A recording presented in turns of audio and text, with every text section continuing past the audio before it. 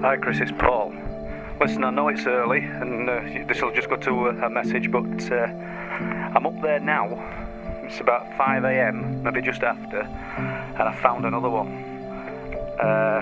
Same MO, face stripped, no sign of any other trauma. Now, I'll speak to you later in the day, but there's something else as well. I've been in this wood, had a steady walk through it, and I heard somebody talking. Some kind, not a strange voice or anything, just somebody talking. Sort of unnerved me a little bit because I've had to walk back same direction. There's nobody about. If you were at this location, it's very close to where we were earlier in the year when we did them all-night vigils, you'd understand why. So I just thought I'd tell you that. I'll catch you later in the day, mate. Bye-bye.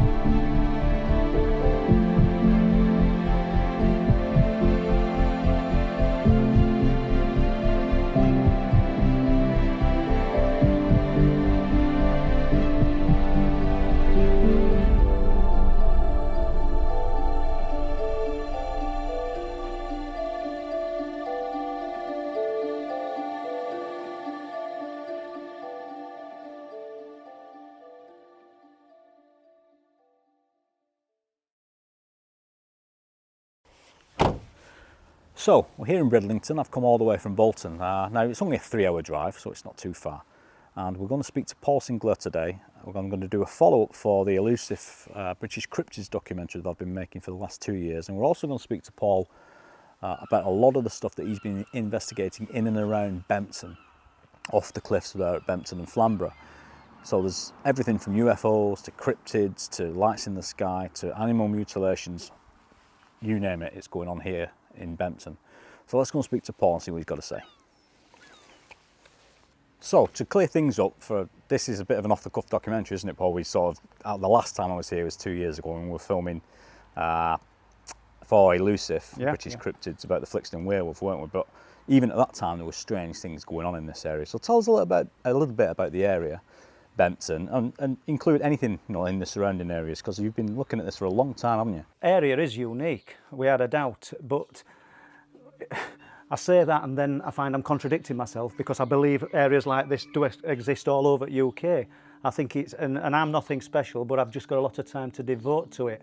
When we've got every sort of manner of phenomena seems to be manifesting in this location, around where we're sat now, within a 3-mile radius, within a 5-mile radius, it's occurring. You've got big cat sightings, you've got UFOs, you've got these unusual animal mutilations that have been taking place throughout 2017 into this year as well. It's all linked. It seems an impossibility that it could be linked, but I think by closeness of proximity and the time frames that it's occurring in, then it must be. No, I think you're right, Paul. I think it's too much of a coincidence. There's too much going on in every field: ufology, cryptids, military goings on, if you like, if that's the right terminology. Yeah, I think there's just too much going on for it to be coincidence in my mind. When I rang the Historical Records Office, probably, I don't know, 5 years ago when I was researching the first book, I rang inquiring about the Board of Inquiry report for a tornado that crashed in rather strange circumstances off Flamborough Head, same area, ZA610. And when I told them where it had crashed and sort of 15 miles off the head, they said, tongue-in-cheek perhaps, but they said, this area, we call it the Bermuda Triangle of the UK. And I thought, wow, I'm going to include that in the book. I mean, it just seemed too good to not to. But yeah, we've got everything occurring here, and I'm not having to sort of force the issue or make things up to sound any more exotic than they are. It's real and it's happening. Can I prove it? That's the difficult one. I mean, that's the sticking point here for sure, mate. I mean, the evidence is just very difficult to prove. Of course, yes, it's anecdotal, and I believe a lot of the witness testimonies, I mean, you can only take their word for it. And in regards to the cryptid cases, that's all we've got, isn't it? We've got the witness testimonies, which is pretty strong, for my meaning. There are some weak cases in there. The historical cases are difficult to prove because the person's no longer around, and you get that Chinese whisper effect, don't you? Yeah. But I think your research particularly goes back, decades, some of it, doesn't it? But in regards to the cryptid cases, what is it people are saying, or as I found speaking to some of the public and the farmers in particular, what are they not saying? The people I've spoken to, the newspaper archives, the pictures of the animals mutilated, from porpoise to sheep to deer to badgers, they're all in the same area. Now this thing, whatever it is, seems land-based, air-based and marine-based. So it's no normal predator, and it is a predator. These animals are absolutely devastated. I know that's jumping from the UFOs, but once again, paranormal soup. Well, I'm like you. What I try to do is I try to present the evidence and the witness testimonies in their own words. I try and either speak to them, film them, or record them if they're willing to do that, which a lot of them are not. And today I'm hoping that this guy down at the harbour, we're not going to say his name, but we're going to go down there now, aren't we? And we're hoping that he's going to speak to me, and obviously I don't think he's going to let us on camera. He's already made us aware of that.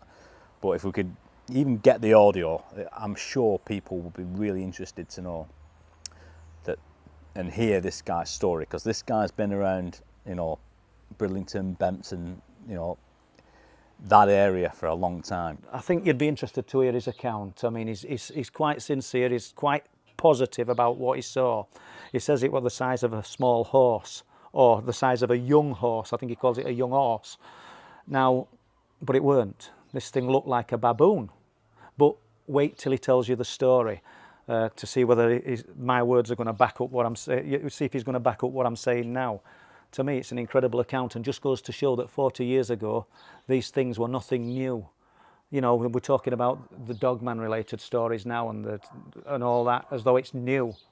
People were seeing this 40 years ago. And further back than that, I would imagine. I mean, you're more of an expert on that than me. But I believe this guy's story. And whatever he saw, and he still lives in that area, he's never seen before or since. Just a one-off sighting. Well, we were poaching and gone along top, and it's the first time I kept saying to him, because nobody could always go up there and get yourself a few rabbits, maybe an hare. And for the first 2 days, nouts. And I kept saying to him, somebody's either pulled, no, they haven't pulled them. But I'd noticed a couple of my snares, because when they used to hit them, they'd stand straight up, because they were real thick wire that I made me send. And there was 2 or 3 was straight up, and they went out in them. Now, my mate was up there and he was dawdling. And I looked back like this thing came over the top. And I'm talking well, look at it this way, the edge was a lot higher than me, and this thing hit the deck, right, on all 4 feet. Looked around like that, because I thought it was an horse. And I'm looking for a great stave under edge bottom. But come near me, mate, you're going to get. I'd have shoved him first, eat him and that off. But it was big, and I mean big. And yet, the next time I went up there, I used to take my rifle with me. I thought, if it's coming near me, mate, it's going to get a gun. Oh, it was big. It was big, mate. And it shot across that field, took one look round like that, and then gone. But it was big, and I mean big. So from then on, you took the gun up because. Oh yeah. Was it bigger than you? Oh yeah. When it hit that deck, now I'll say. So it weren't anything you're familiar with, I've other never seen than it being before. the size of a small horse or. I thought it was an horse. I did honestly, but I thought it was an horse over that edge. Well, you said it was muscly, didn't you? Oh yeah, yeah. It was. It just like it looked just like, you could imagine a lion, but a baboon shape. Yeah. It was like that. Paul, the next thing I want to talk about is really the creature itself, or whatever this thing is that's attacking these animals. For my money, and I think you agree, that we're not so sure that it's an animal, are we, because of the nature of the attacks. And for anyone watching this, they're also going to say that it's a dog attack, isn't it, or a fox attack, or some other predator that we don't have here in the UK. So, no, what are people saying about that? I don't know if anybody's studied dog attacks on sheep and livestock, but a dog gets very excited and it's very vocal when it's chasing the sheep. It will also just grab the sheep anywhere it can, and it'll come away usually with a mouthful of wool and skin until it wears sheep down sufficiently that it can just kill it and bite it to death. This predator's nothing like that. This predator is just literally taking out the throat, bleeding these animals to death, and that's the end of it. And we found badgers skinned. Who skins a badger so it looks like it's got a little pair of fur trousers on? Well, the other thing I should mention here at this point is the human element to this, because a lot of people watching this will be wondering why we are not addressing the fact that it could be some lone nutcase going out there mutilating animals. And it could well be, but it just so happens that a year long now permanent investigation going on this farm has not found any evidence of that happening. It's a remote location. It's not a place you can just wander onto and go unseen. And there's even been police snipers up here in the evening when it was thought that some big dog or something else was attacking the livestock up here. And they only did, I think, 2 nights, but didn't manage to film and stuff. And as soon as they left, the attacks started again. So what do you think about that, mate? I'll show you some of the images and you can decipher this, where sheep are being killed and having the throats torn out and the skin stripped off their faces, but no meat taken. Whatever creature is capable of doing it is doing one a night. First the farmer left the carcass hoping that it would come back to feed, only find the next day it's done another one and another one, and then it'll stop for a week, or it'll stop for 2 weeks, and then the pattern begins again until this guy's lost 40 sheep.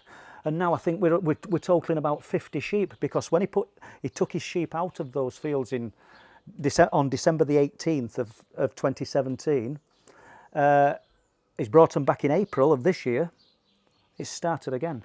It's three at the moment, but the same MO, along with deer. Well, the other thing you should mention here is that at the old RAF base, which is not far from here, it's been well documented that there's been an alleged satanic group operating up there, from back in the maybe 70s, early 80s, and onward as it closed down, allegedly. There's a lot of cases of missing people up here, and again, what I'm getting at is that we can't rule out the human element here, can we? Because if we're talking about animal mutilations, perhaps we could be talking about black magic. But what are people saying in regards to that, Paul? Because I think people will probably want me and you to sort of address that now, why we don't think it's humans. Because I don't think it's a human, going off what you told me. What do you think? The last one that got killed last Monday had its face stripped of skin and half its ear cut off. I mean, is it the work of man? We're in a remote area. If it is, he's travelling quite a way on foot to do this, and taking, I would think, considerable risk, because he'd have to have a flashlight surely to catch these animals in the dead of night. I'm going up there at 5 a.m. and before in some instances, and I'm not catching whoever's doing it. I say who if it's a man. What throws me off the idea that this is a human that's doing it is the fact that at the same time that these sheep were being mutilated, we're finding deer mutilated. And I don't know if anybody's ever tried to catch a sheep, but believe you me, you'll not catch one on foot. So imagine trying to catch a roe deer, stag.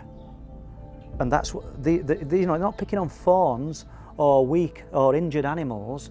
The sheep, there's 300 sheep in field throughout 2017, plenty of lambs. We're not bothering with lambs. We're taking 80 kilo ewes. Now, as much as everybody wants to think that they're little fluffy clouds on legs, if anything that's potentially going to die is going to put a bit of a fight up. There's no signs of a struggle. Whatever is done has just hit these animals and just absolutely knocked them out on the spot. Whatever had hit that roe deer that I found had looked like it had blown its ribs up. Looks like it had just exploded its ribs. I actually thought, has it done it from inside out? Because I couldn't understand it. It's you know, if a fox had predated on this animal, or a badger, not that I don't think they could, they would have gone for the point of least resistance. They'd have gone for the stomach. They'd have gone for the back end to get into the food. They wouldn't have gone for the ribs and just had to annihilate the ribs. I said, but this creature or whatever's done it has done just that. And then to do that and just decide it's only going to eat half of its liver or remove half of its liver, and its kidneys had gone, I think, but no sign of them, to me is absolute crazy. And then we found deer with their heads removed in the dike. I've got some examples that I can show you, Chris, at pictures. And then on top of that, throughout the year, these porpoise with the huge holes in the sides of their head and below the jaws, and in some cases sections of jaw removed underneath.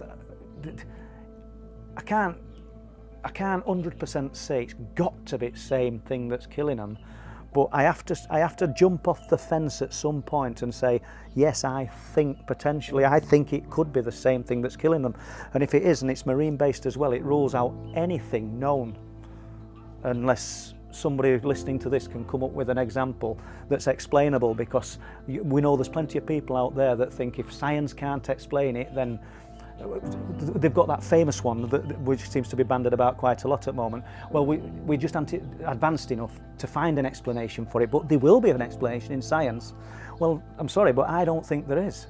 Not for this stuff. And I don't mean what Paul Sinclair's looking into. Not as a whole. I don't think we've got an explanation for a lot of this unexplained phenomena. And that's why I think acceptance that it's real and we don't understand it has to come first. Accept it's happening. If we can't understand the mechanics of it, tough. Well, I know you've spoken to the farmer up there, haven't you? And he's given you us both permission. He's given you permission to allow me on there to see if we can just solve this conundrum, this mystery, and really help the guy out, because I know he's getting very, very worried about what's happening to his cattle. So let's make a move. We'll go and set up, because it's we want to give ourselves plenty of time. I'd like a look around the area, so let's make a move. Right, we're sort of at this area where things have been happening since 2017. I first became alerted to it, as I already said, New Year's Day. But we're on the fields. We're not going to disclose where, because it's just not fair to people who have to live this and work this for a living. But that is an example of the sheep run. Obviously we wanted the corralled area where they'd run into that holds 6 sheep nose to tail. Well, imagine on 28th of June, this same sheep run, probably the very same one, had 30 sheep in it. How could that be? Dead of night. And somehow 30 sheep have been forced into this, jumbled on top of one another, looking like a complete just pile of animals in distress. And as I say, some of them were dead when the panels were removed. So it just gives, while we're here, we just thought we'd just give you an example of what I've been talking about.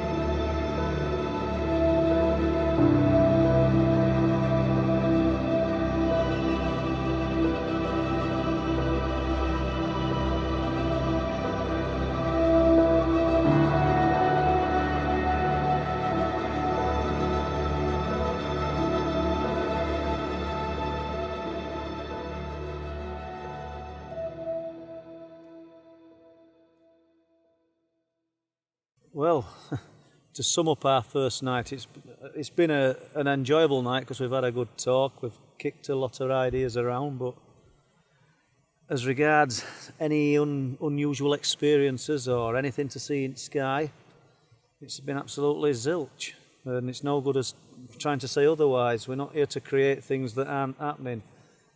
It's 20 to 3, I think, in the morning, so we'll be here a bit longer.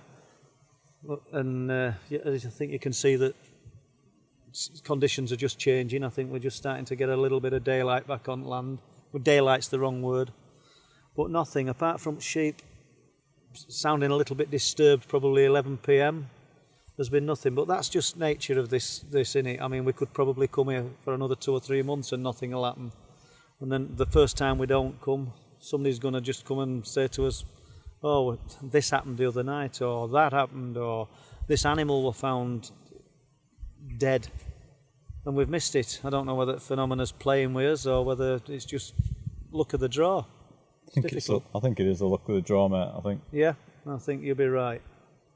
And you know, I mean, I know you're here tomorrow, Chris, so we'll sort of do a similar thing. And who knows? We've just got to remain hopeful. It either happens or it doesn't happen. Well, all we can do is put ourselves in the right place. I know I keep saying that, but Chris, it's all you can do, and you need commending for amount of effort you're putting in to drive to these locations. You know, and that's something that people ought to take into account. I'm not sort of blowing smoke here, but you're taking time out of your life, your wife, your children, to spend time on a field that's totally alien, if that's the right word, to you. But you've got faith in this area that unusual things are happening on strength of things that I've been saying, things that I've found and unearthed in archives and witness testimony. So, sounds a bit strong, witness testimony, but what the people have told me, and I've got to put my faith in these people as well, that they're telling me truth. And I believe they are, else I won't be sat here 55-year-old at almost 3 in the morning, just hoping that we get a glimpse of this strange, this weird phenomena. It's real. Can I prove it? No.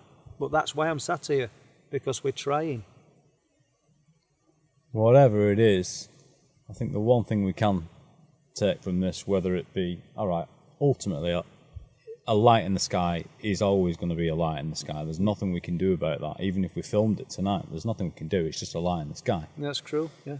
Whereas the sheep, that's a different matter. You can't deny what you can actually see. Whatever's killing them is definitely leaving its mark. Stripped off faces, stripped of skin, and various other things done to them, like what animal cuts half an ear off? I mean, I didn't find the last one, the farmer did. He says, I think you better come and get some pictures of this, and that's what I did.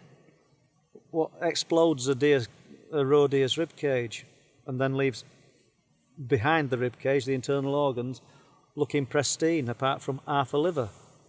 You just, you know, I mean, like you've just said, Chris, if it's humans that's doing it, I'll hold my hands up, and if somebody can prove to me that that's what's happening, I'm quite happy to accept it. I really am. But I can't see it. But I mean, and likelihood of people want to use the term aliens. I mean, I've no idea if they're aliens. I've absolutely no idea. They can't be travelling from other planets if it's something alien related, as people want to perceive something that looks like an alien, because they're already here. People have been reporting these things since before the written word. So these things aren't travelling from anywhere. In my opinion, they're here. I don't know how they evade us so much. Likewise, these stories of the Bigfoot and the Dogman, I don't know where the truth of it actually lies. But lies on the other side of the coin, I don't think the people are lying. These people aren't full of lies. They're definitely seeing something. Some of them might want to elaborate. Some of them might be complete hoaxes. But there's too many people stepping forward to say they've seen these things for them all to be. And, you know, I mean, I don't profess to have answers any more than you do, Chris. But all we can do is place ourselves in these locations and hope that we're lucky enough to capture something. That's all we can do. Yeah, there's nothing else we can do. It's as frustrating as it is, you know. Personally, I'm getting on for 2 years. Yeah. And still, obviously found those footprints, but they could just be, again, I can't rule out that it could be a guy up there. I can't rule that out, because it's always a possibility. It's always going to be a man before it's a beast. Yep, it's like this what we're doing now. It's like chasing smoke. It seems an impossible task. I mean, if it's a phenomena, it's definitely one or two steps ahead of us, if not more. If it's a man, he's clever. To make his way to this remote area just to do what he's doing, and then under cover of darkness, because these procedures that are being done on these animals must be being done in dark conditions. I mean, we've got lights on up here, and I've got permission, as you know, Chris, to be here, because there's not a lot of dwellings around here, but to go through as many animals as what is happening, I mean, they'd be caught out eventually. I mean, I just don't know. I mean, I want it explained, and it won't hurt my feelings if it turns out to be people. Yeah. I want it explained, and there's only people like you and myself who's willing to put ourselves in these places at silly o'clock trying to find answers. And basically that's what we're doing. I mean, I'm tired now, and I know you are, and we're going to do it again tomorrow. Yeah, we better get packed away and we'll give it a little bit longer, and then get some kip, and then come back again tomorrow. Yeah, that's all we can do. So last night was a great night, wasn't it? Beautiful skies, beautiful weather. It was a warm evening, but alas, not a no-show again from the Bempton phenomenon. We did our best. We spent another night. The weather's not as great today, but we'll hopefully get back up there tonight. And again, we've said, haven't we, and I've said in previous interviews that I've done, that this is not a mystery that's going to be solved overnight, I don't think. And I know that you've been at this for a long time, haven't you? I'm supposed to be doing very little now, and I find I'm working all the time, up at 4:30 at the moment with these animal mutilations, and I'll be bite to eat, quick drink of tea, and I'm out in this affected area. Probably I'll be there at 5 or just before, and I'll be walking back off those fields at 8:30. I'll be ringing the farmer to tell him there's either something's occurred or nothing's occurred. Bulk of the time, nothing's occurred. This phenomena doesn't perform to order, as a lot of listeners will know.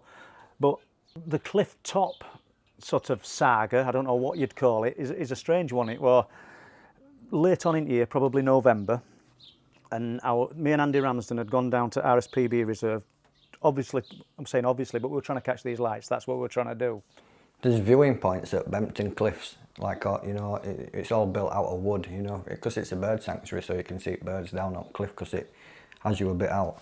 And we stood there looking out to sea, and I heard something like clamber up the cliff. And in my peripheral vision, on my left-hand side, something seemed to spring up from cliff edge, an animal, which is it's incredible if you looked at these cliffs because they're sheer. So I don't know whether, I didn't imagine animal because I saw it. It were on all fours and it were large. I'd have said it was a deer, that's the size it was, or a pony. But nothing would be on edge at cliff. It just seemed to spring up and it were away. It must have cleared the fence, which is about 41 inch high. How do I know it was 41 inch high? Because I've looked into missing people and other things, and I've ended up measuring it over years. So it cleared a 3-bar fence and it were off field. I don't think it were a deer because it were heavy on its feet. I could hear it going up the field, and that's the only thing Andy got from that experience. He could hear it. It were one of them things, pitch black night, it were there on that side, and I traced it as I'm watching it going into darkness. Paul says, "Did you see that?" I said, no, I didn't see it, I heard it. And then I was spooked then, me, if you know what I mean, because we go and we have a laugh and you think, but you do expect to see something because it's a strange place, but when something does happen, then it's because I get spooked easy, me. Like Paul will say, "Are you all right?" And I say, "Yeah," but if I can be there for 4 hours or 2 minutes, because when I'm there for 2 minutes, I think, I don't want to be here no more. You know, you get that fear of dread like we were on about. After that, we didn't think too much about it, and we probably stayed another 2 or 3 hours. But then, on the way home, back up to the car park at the RSPB, I stuck a torch into the field behind RSPB Centre. And obviously, we're not so green as grass that we don't see eye shine and mistake everything a rabbit or a fox or a badger. But this were different. There were 2 large eyes, and they looked a yellowy white. They were strange, and they were big and wide apart. So we knew it were none of what I've just mentioned, and they seemed a good distance off ground. Andy got a bit nervous. As Paul's torch lit the ground up where it was, it looked like I saw its face look from like left to right, like it knew we were there, if you know what I mean. And it's like, and I just remember it how flat it's like the top of its head was, and the bone structure above his eyebrows, kind of, I wouldn't say, kind of monkeyish, you know, like how it, you know, like see Planet of the Apes, and it's like they've got a prominent brow, haven't they, if you know what I mean. Looked like that, but I don't know if it was catty or not, to be fair, or out like. I just remember because I was scared because I was looking at it. I didn't want it to come and get me because Paul had walked off, and I says, well, I said to him, I'm scared, like, so are you coming back or what? I started walking across into the field. You have to go up a bit of a bank, and Andy didn't want me to go. He's shouting, come back. I've got the torch on this. I'm not the only one that can see it. Andy can see it.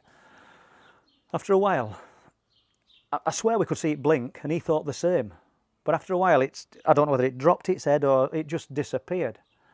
And Andy's shouting, where's it gone? It's gone, Paul. And put the torch back. It's back, but it's moved further back. So I carried on going. I must have walked probably 40 yards out into the field. Do you know, he's, since I met Paul, he's one that he don't give up with it. You know, I've got kids and stuff like that, so I have to like find time for it. But Paul's constantly on it, and he wants to. If we see something, he'll run straight towards it, if you know what I mean. And that's what he wanted to do, like go find it in the field. How frightened me. I thought, I'm studying on my own now. So I thought, oh, yeah. But Paul wanted to go find out what it was, if you know what I mean. I felt, I just sort of thought to myself, I'm being lowered out into the field here. I sound daft because I'm here to tell the tale and nothing happened. Do you know what I mean? But Andy said, come back, he's sort of urging me. He didn't like the situation, so I did. When I got back to Andy, we shone the torch, it's come back. This thing lowered down, and at one point it looked like it were about a foot off the grass. And we could see these big eyes looking at us. We thought it were on its belly. So what it was, no idea. And then all through last year, Bob Brown would come up onto the cliff tops with me 3, 4, 5 times a week in the night, trying to film the lights. Bob's favourite saying became throughout the year, eyes on us. This was in 2017. This time I'd bought a really powerful rechargeable torch. I'd stick it on distant hillside, and sure enough, these eyes were there. Same place. I'm not going to say exact same place. He didn't put a stake in ground and say this is my spot, but very, very localised to where we looked every time. Shine it for a bit, eyes would disappear. We'd carry on what we're doing. 5 minutes later, we'd stick them back. They're there again. Bob will tell you, every time we went up, those eyes were there and they were watching us.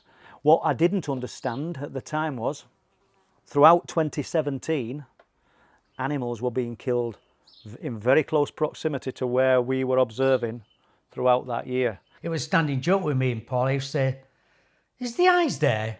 And he'd get his torch out. Certainly are. Every time we went up there, they were there.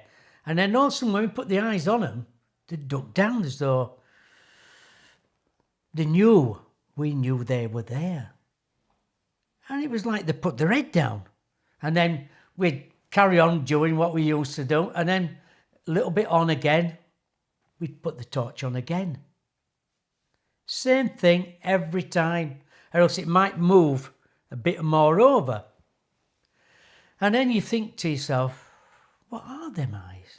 Is it living in caves? Is there something that's living in these sea caves of Flamborough and Bempton? You would think if there was, then these guys who fish for, sort of work the sea for crabs and lobster or around those rocks and those sea caves. And remember, they're not accessible. Some of these caves have probably never been entered, but you'd think they'd see traces or signs of something, and I'm not hearing that. Did I see some that were physical? I definitely did. Were those eyes real? Yeah, I didn't imagine them. It weren't a couple of bottles shining in grass on a wet night. They were real. Did it move backwards? Yeah. So there's something. But what is it? The unknown something, and is it responsible for what me and Bob Brown have seen, these eyes, not just Andy Ramsden throughout 2017? Well, those eyes, or whatever those eyes belong to, the physical body behind it, well, was that responsible for these animal mutilations? I don't know. I don't think we can rule it out. But I'll tell you what else is interesting about this area, mate, is that is something that you started off investigating, and that's the lights at sea, isn't it? And we haven't really talked about that. So how did that come about? What happened, and what's going on up there with the lights? These things will appear over at sea. You'll see one light that'll instantly punch into 3 or 4, switch off, and appear in a different part of the sky.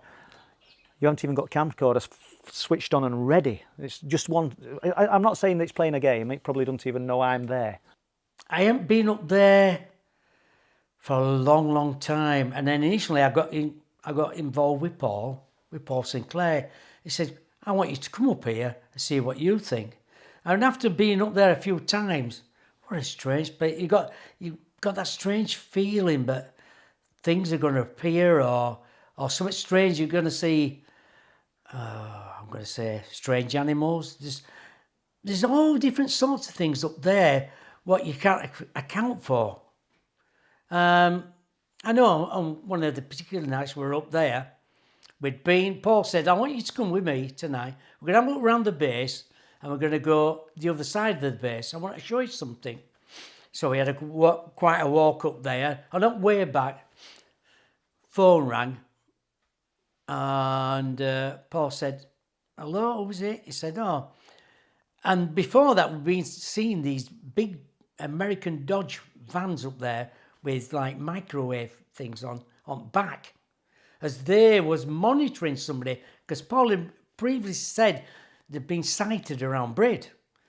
But this phone call he got, this bloke said, my daughter's just come home from work. She's seen a UFO in the sky and a big Dodge American van at Sledmere. So what do you make of that? They're all in different positions around Bempton area. Well, I thought was very strange. And as we walked further down, Paul went, I can see these white lights over the top of the cliffs in the sea. He ran off, and I went down there, and I thought, and I could see him in front of me then.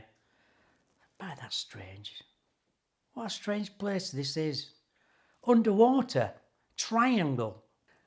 And we stood there watching them for ages, and we both turned to our right, and we saw this red rectangle object, or what could it be, on top of the cliffs. We both actually turned at the same time. If we hadn't, one of us had missed it, but 2 of us had seen it.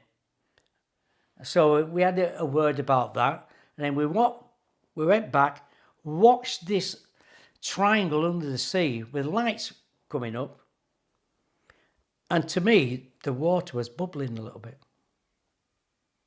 I said to Paul, that's bloody bubbling, that is.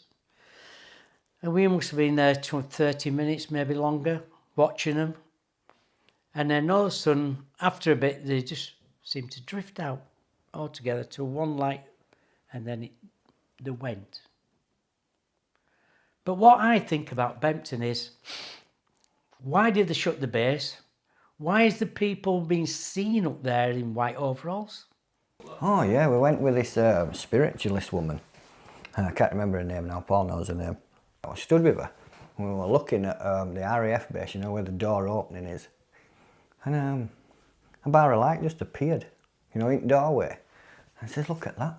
So we were looking for it, and we must have looked at it for 5 minutes. It was just there, like someone had put a strip light on in the doorway, but it was more of a, it wasn't a yellowy glow, it was a white light, like a white when it disappeared, it seemed to turn and disappear. So, because we were moving sideways and it just seemed to, I don't know, turn out of focus. Yeah, turn out of focus. That, I don't know. And I've heard like bangs under his feet and all when we've been stood up there. You know, like, I won't say it what because it were my mum used to live on in Ulrum on a white house, and when the sea hit the cliff, you could feel a boom in the floor, but that were a different boom at Bempton. It was more like I don't know, like a deeper boom.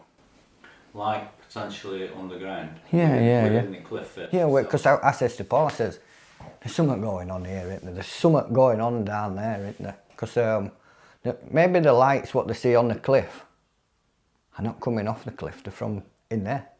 A lot of people I've spoke to have observed the strange light phenomena on the cliff tops, in particular a blue one that's almost mushroom-like that's been seen in these fields by totally independent witnesses have said they've felt absolute fear when they've seen it turned and gone home. And that's been, I know 3 people that's seen this, almost like a cloud, mushroom shaped on the cliff, with all lights punching about inside it. No defined shape, apart from the mushroom shape, but no defined thing inside. And I often think to myself, if that were on cliff top path and you had to pass it, what would happen? Assuming it's real, assuming these people aren't lying to me. And then it'd be the odds would be stacked quite high that 3 independent people who don't know each other are telling me the same story. And this thing's been seen on the cliff path, it's been seen in one of the fields that's affected, believe it or not, and it's been seen near the RAF base. Over years, many years, but you know, they don't know each other, these people, so what are the odds of somebody telling me the same story? And the reaction, the gut reaction that once they told me is fear. And I think, well, if you had to pass through that or pass in close proximity to it, what are we dealing with? It's definitely unknown. But I can remember back in September, maybe October, one night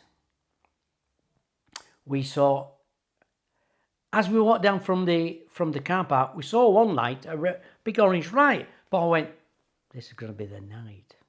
And as we got down, he set his camera up, and from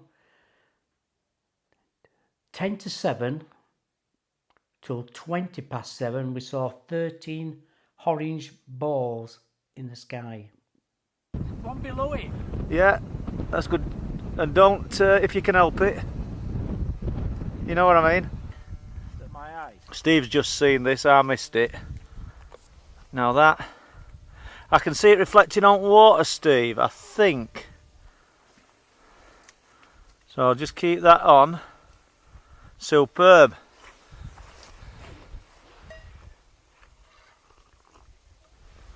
There it is. And it's away.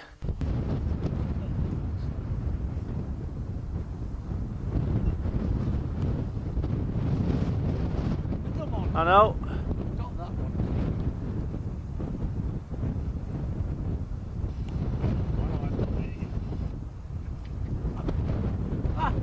No wonder they dubbed it the Bermuda Triangle of the UK. I mean, that's coming from guys that have been fishing these waters for decades, isn't it? So, but it's not just that. Strange things have been happening in and around this area for a long time, haven't they? To, you know, friends of yours and people that you know, and that's been reported to you, hasn't it, privately? You know, the stories, particularly one on Blake Lane, which is just off Cliff Lane. And I'd need to explain that Cliff Lane is about a mile long, and it leads to the cliff tops where we are doing the observations. And it's a single track road, not a fast road. It's very windy and up and down. And there's a dirt track that runs off it called Blake Howe Lane. If you were in Bempton, you'd call Blake Black. So it's Black Howe. Howe is a burial mound, or the terminology for a burial mound. So it's Black Howe Lane. And a few years ago, walking down Blake Howe Lane, it doesn't say public footpath, so not many people use it. Cracking hot day, shorts on, t-shirts, summer's day. Walking down, first-hand account, what they told me, there's crops either side of them and just this track. And suddenly wife goes, look at that.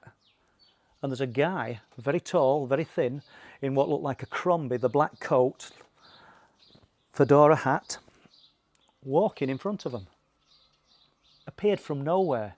So either these people are lying and they're setting themselves up for ridicule, or they're telling the truth. I happen to believe, I don't believe everybody's telling me the truth, by the way, but I believe these two are. Husband and wife, they're telling the same story. Why would they do such a thing? They're not sort of teenagers. I know for a fact that the man now is 65 and his wife's probably about 62. And this is a few years ago, so they've been in the 60s. And there's a slight rise in ground with the burial mound, and he walks over the top of that, and then you're descending down to the sea. They rushed to see where this guy had gone. They wanted to see where he'd gone. When they got to the top of the hill, there's nobody there. It says they hung around there for ages, up and down, looking in crop, no signs of anybody. Worried them for a bit. They weren't thinking of MIBs. That was the last thing on the mind. He told me this story. He were actually relating something else, and he just told me this story. And when I sort of sent him some information, give him a few bits of information about Men in Black and things like that, he couldn't believe it. And he knew nothing of any of this. He's got a mobile phone, but I'm not sure if he knows how to use a computer or anything. This were all new to him. So I've not tried to convert him and convince him he's seen a man in black, but he actually believes that the pictures are very, very close to what him and his wife saw. I got a chance to dog sit for a month. A good friend of mine, he's gone away on a boat cruise to Canada. So the routine is, when you get up in the morning, first job, take dog out. And on this particular morning, I took the dog down to the beach as normal, looking up the sky. I thought, what the hell's that up there? I thought, so I had to have a look first. I think, is it a star? Is it the Venus, as everybody says? If you see anything, it's Venus. It's only Venus. But this was different, because Venus was somewhere else, I know it was. But this seemed to move that way, and then it came back again. And then I threw the ball again for the dog again, because I have to get my phone out while the dog's bloody away, because it pesters you. So we had a walk on, so we came back towards the old, what I call the water station, pumping station. But that light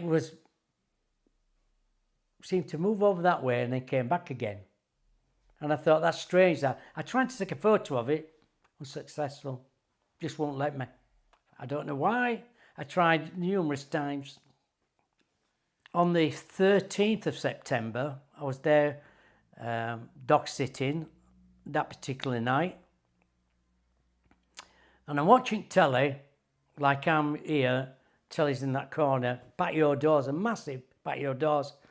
And I've looked and I thought, what the hell was that? It's like somebody was watching me through the window. And it looked like a Zorro type of bloke. Strange that on. And I thought, that's strange. And I looked again and it had gone. So I sent the dog out. I thought, I'm going to let dog out in case anybody's trying to break in or anything. Dog went out, barked a few times. I left him out, shut the door, came back in, let him, and then I went back out to have a look. Not a soul about, nobody. So what happened then, I think it was September 16th, I can't remember the exact date. So it got to about maybe 8 o'clock and the doorbell went and I thought, who the hell's that? As I got to the door, I could see a reflection on the other side. It looked like 2 police officers. I thought, well, are they knocking door to door? So it might have happened, you know, burglaries. And as I opened the first door, I was just flabbergasted. I just couldn't believe what I was seeing. Because I've heard about Men in Black. So when I got to the other door and I opened it up, I said, yes, can I help you? Yes, come to see you. I said, why? He said, because you've been seeing things what you shouldn't be seeing. So I said, well, how do you mean then? You know, he said, you know. And then there was a little bit of a pause. I was trying to look at the face. It was so smooth, the skin, there were no wrinkles in it, no hairs, no eyebrows or anything like that. And their eyes were black, really jet black, so strange. And it was light as well. And I couldn't wait to shut the door. I wanted, so I was quite frightened. You know, when you're looking at them, you're thinking, are they going to get me? Are they going to take me away? You just don't know. You don't know what to think of that. In fact, I was shaking a little bit. I was just a bit scared. I thought, this can't happen to me. And as one of them leaned down and said, we're watching you from now on. And he seemed to, like slow motion, get up, stand up straight, turn round, walk away. So I shut doors as quick as possible. I thought, bloody hell, fine, I'm going to, and I ran upstairs. And they've got a room upstairs what faces the road. And when I got upstairs, I looked out and I thought, well, it's dark. How can that be? And I looked left, I looked right, gone, vanished. And there's quite some lights out there. Gone. What do you make of it? I don't know. Scary? Yes. Frightened? Yes. Didn't know what to make of it. Went back downstairs. Dog was barking, and I mean really barking outside at back. I let dog in, and then I just sat down and thought to myself, was that real? Oh, we've covered a lot of stuff though, mate, and I think the best thing to do now is I'm hoping that from Elusive, the British Cryptids documentary, which is out this autumn, and from the Bempton Phenomena, which we really decided to make at the last minute. We've had a day and a half just to, not even that, to sort of put this thing together. I'm just hoping that it encourages people to get out there, because if you have got a bit of time on your hands, and you'll need it, what advice would you give to people that are looking to get into the alternative media, or just investigating strange goings on in places like Bempton? Basically, it's hard work. People have got to be prepared to put in that effort, and that means standing out in these remote locations. Christmas Eve, believe it or not, we were there. Not all night, but it's basically hard work. It's getting in archives, proper archives, not searching internet for friend of a friend posted this and it just gets lost in this undiluted, or this diluted mess, should I say, where nobody actually knows what the real truth is. Find the real truth, the source of the story, as often as you can, and work from there. Nobody else can question your research then. If they want to do, then they've got to do research themselves. I mean, I'm not perfect, I'm not infallible, but I look for first-hand accounts wherever possible. It's the only way to go as far as I can tell.